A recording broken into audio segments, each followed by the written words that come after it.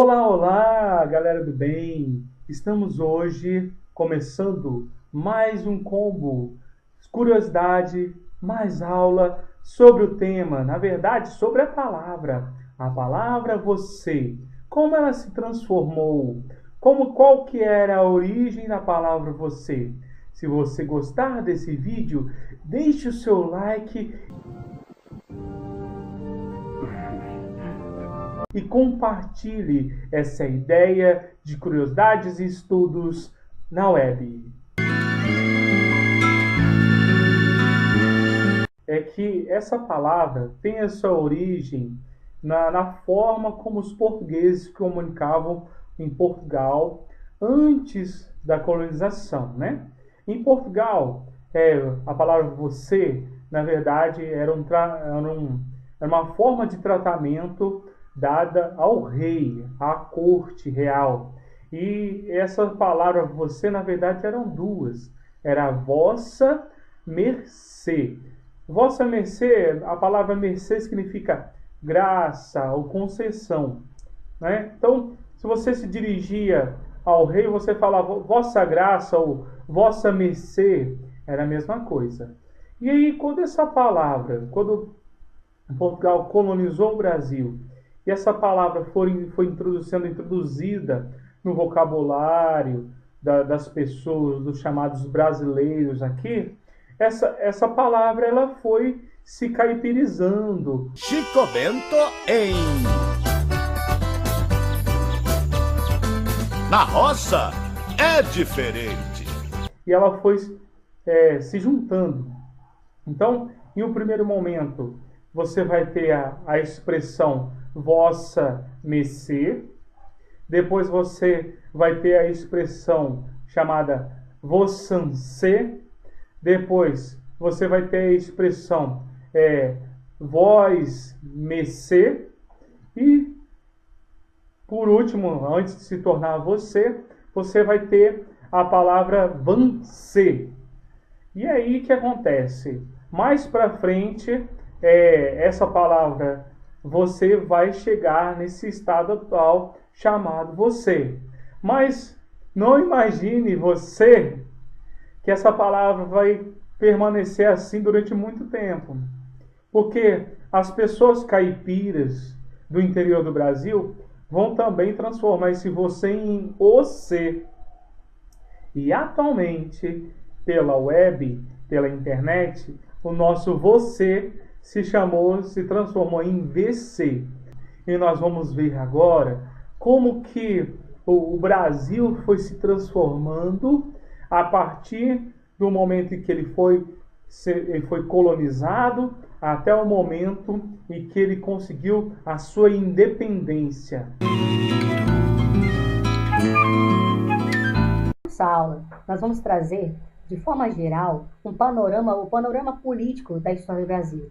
Em um primeiro momento, veremos como o Brasil será colonizado e será explorado, como que foi sendo construído o chamado período colonial da história brasileira. Avançando, nós vamos estar abordando o ponto da chegada da família real. Após isso, nós vamos entender a questão do processo de independência e como que isso marcou a história do Brasil. E, por final, nós vamos chegar até o ponto que o Brasil está, que é o Brasil se tornando uma república federativa a partir do Brasil República. Como que o Brasil se tornou essa república? O período colonial, onde o Brasil começou a ser explorado enquanto colônia por Portugal, esse início se dará exatamente no século XV, entre o século XV e o século XVI. Depois disso, quando o chamado período colonial, ele vai estar durando aproximadamente quase que 300 anos. A gente pode dizer que o período colonial vai de 1500 até mais ou menos 1800. Por que 1800? Em 1808, por aí, a família real portuguesa vem para o Brasil. E a partir desse momento, o Brasil deixa de ser apenas uma colônia e passa a ser um algo a mais, né? Ele vai ser um Reino Unido. E nós vamos ver que o próprio Dom João VI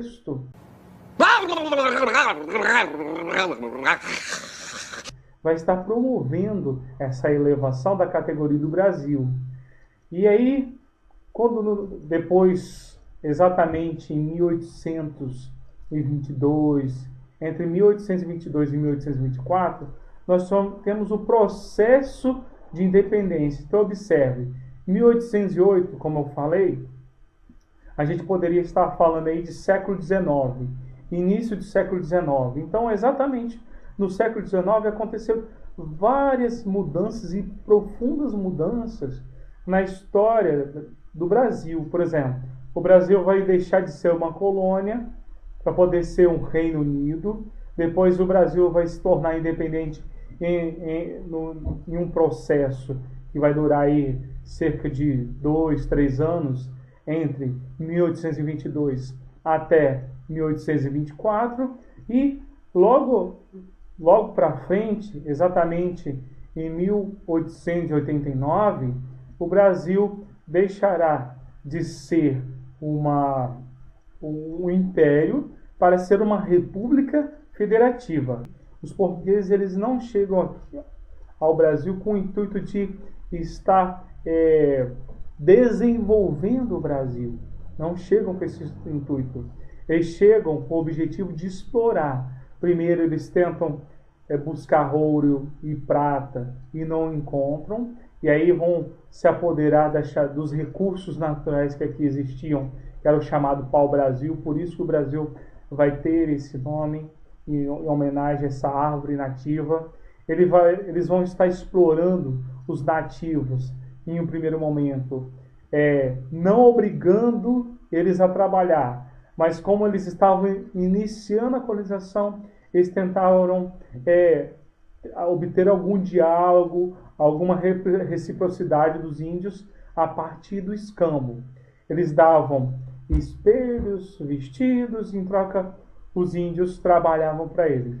Só que a partir do momento que os portugueses observaram que os índios tinham pouco poderio militar, não tinham arma de fogo, eles vão e começam a aprisionar os índios e fazê-los escravos. Avançando um pouco mais já no chamado período colonial, nós temos que, junto com a escravidão indígena, nós vamos ter a escravidão negra africana. Isso porque os portugueses vão observar que a escravidão negra africana daria muito mais lucro, ia gerar muito mais rendimentos do que simplesmente a escravidão indígena. Mas o que você precisa entender é que a escravidão indígena ela não vai ser abolida, ela vai continuar, só que em uma menor escala. E aí, caminhando um pouco mais, nós temos que na Europa ocorre a chamada Revolução Francesa, mas no final dela nós temos uma pessoa muito importante para a história mundial, que é Napoleão, chegando ao poder. Esse Napoleão chegando ao poder vai provocar, de certa forma, essa grande mudança, vai ajudar a provocar essa grande mudança na história do Brasil, que é o quê?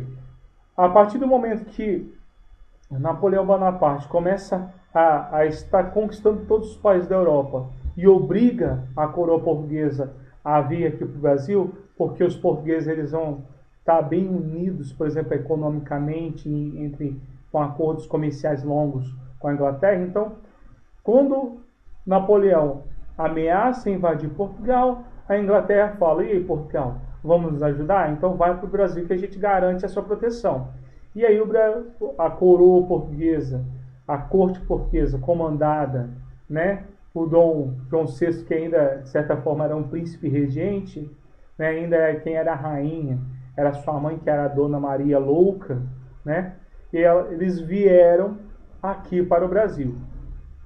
E aí, a partir desse momento, quando esse príncipe regente chega ao comando, ele provoca algumas alterações.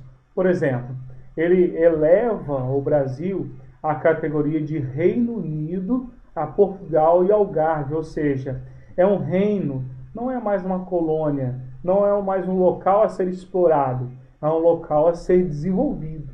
Mesmo porque agora a família real está em terras brasis, né? E aí nós temos também ele abrindo os portos brasileiros às outras nações. De 1500 até 1800, praticamente nenhuma outra nação comercializava com o Brasil, apenas os portugueses. Então, ele acaba quebrando esse monopólio que os portugueses tinham em relação ao Brasil em termos comerciais.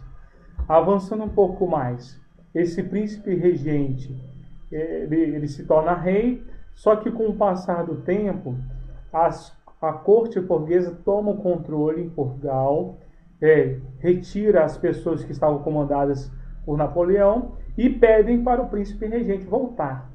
E aí, quando ele volta, ele deixa o seu filho, Dom Pedro I, para que ele possa fazer a revolução antes que os outros a façam. Ou seja, fazer a independência antes que aqueles povos que até então eram excluídos pela elite brasileira façam uma outra coisa. Já que, por exemplo, nesse momento nós temos notícias que no Haiti as pessoas da classe mais pobre é que fizeram independência. E aí Dom Pedro I, ele assume, de certa forma, essa responsabilidade, e aí em 1822 ele proclama a independência do Brasil, né? E tem aquele célebre quadro do Riacho do Ipiranga, que ele grita independência ou morte. O Brasil vai ficar independente apenas politicamente, nesse primeiro momento, porque economicamente o Brasil vai ficar dependente da Inglaterra, porque no acordo lá que eles foram firmados, foi exigido que algumas nações reconhecessem a independência do Brasil. Uma das primeiras nações que vão reconhecer a independência do Brasil vai ser os Estados Unidos, que tinham acabado de fazer seu processo de independência. Portugal, é claro, e também a Inglaterra. Em troca desse reconhecimento, o Brasil vai passar a comprar produtos e insumos diretamente da Inglaterra. Então, o Brasil deixa de ser dependente de Portugal para ser dependente economicamente da Inglaterra. Esse período aí vai de 1822 até 1889. Esse Brasil aí, pós-independência, você vai ter o governo de Dom Pedro I, você vai ter o período regencial e depois você vai ter o período de governo de Dom Pedro II. E aí, no final desse período do governo de Dom Pedro II, Dom Pedro II perde toda a sua base de sustentação política. Ele perde o apoio dos militares, ele perde o apoio da Igreja Católica e também perde o apoio dos grandes fazendeiros latifundiários. Então ele fica de certa forma insustentável a sua governabilidade, então ele é obrigado a sair daqui e voltar para Portugal.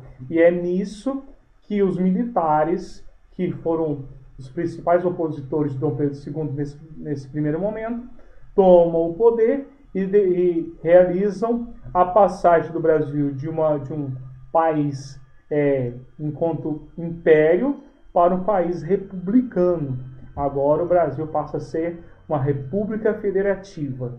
Espero que vocês tenham gostado. No final desse vídeo, deixe o seu like, confira aí os temas relacionados.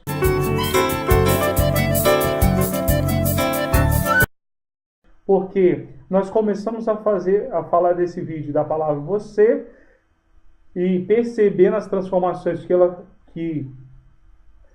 ela passou, e depois nós percebemos as transformações que o Brasil passou em termos dos seus aspectos políticos.